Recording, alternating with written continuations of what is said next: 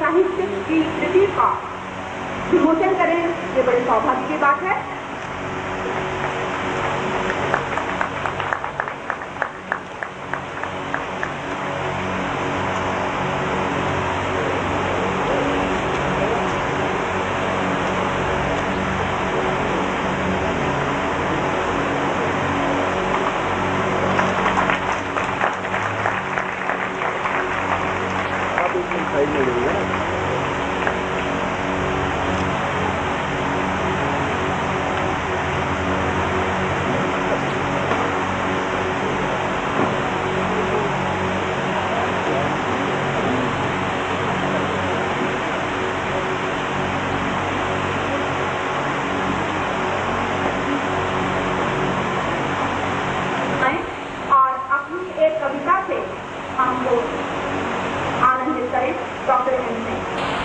संकलित है।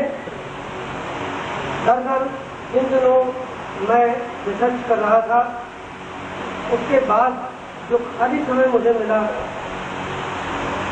मैंने कुछ व्यक्तियों जो साहित्यिक लोग थे, कुछ कृतियों जो उस समय की प्रकाशित महत्वपूर्ण कृतियां थी और कुछ प्रवृत्तियों जो उस समय चल रही थी जिनके साहित्य में, उन प्रवृत्तियों का विश्लेषण करने का प्रयास किया। धीरे धीरे मैं पढ़ता गया और इस सब चीजों पर अपने नोट्स तैयार करता गया। मेरे साहित्यिक मित्रों ने कहा कि भाई साहब आप मेरे पत्रिकाओं को क्यों नहीं भेजते, ये तो बहुत अच्छे लेख हैं। तो मैंने इस बात से प्रभावित होकर इन लेखों को कुछ पत्रिकाओं को भेजना प्रारंभ किया। जब वो छपने लगे तो मुझे लगने लगा कि मैं भी लिख सकता हूँ। इस तरह से मेरे ये लेख पत्रिकाओं में छपते गए। मैं प्रोत्साहित होता गया, समय बीत गया, लेकिन इन सब लेखों को मैं एक जगह इकट्ठा करके पुस्तक का रूप नहीं दिया। हिंदी में प्रकाशन की व्यवस्था वैसे भी बड़ी विचित्र है।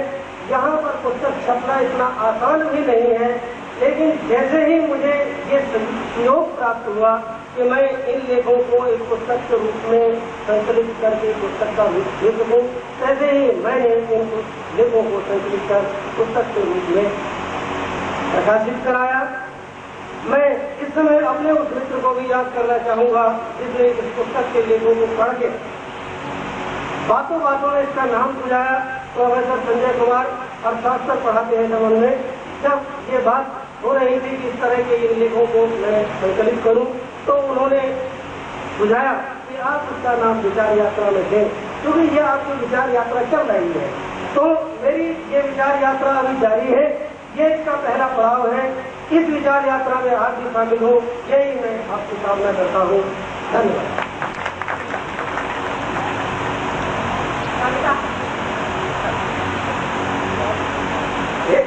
कविता के लिए भी आग्रह है। मैं प्रस्तुत कर रहा हूँ अपने अध्यक्ष की खास प्रेरणा पर अपनी ये कविता, जिसे उन्होंने संदर्भ जो सहारनपुर की महान विभूतियों में भी इसकी तथ्यों को संदर्भित किया है।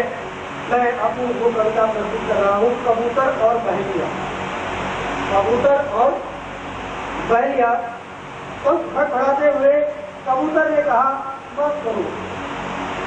पंख फड़फड़ाते हुए कबूतर ने कहा मत करो। अहेरी आंखें तरेरते हुए गुस्से में चिल्लाया, तुम नहीं जानते।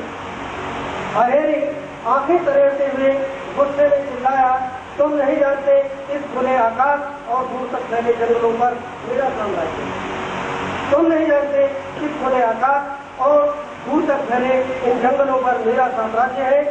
कानून के अनुसार यहाँ पेट भरना ही नहीं, खुलेआम घूमना भी वर्जित है। कानून के अनुसार यहाँ पेट भरना ही नहीं, खुलेआम घूमना भी वर्जित है, क्योंकि यहाँ लोकतंत्र है। क्योंकि यहाँ लोकतंत्र है, अगर तुम्हें एकदम नहीं मारूंगा।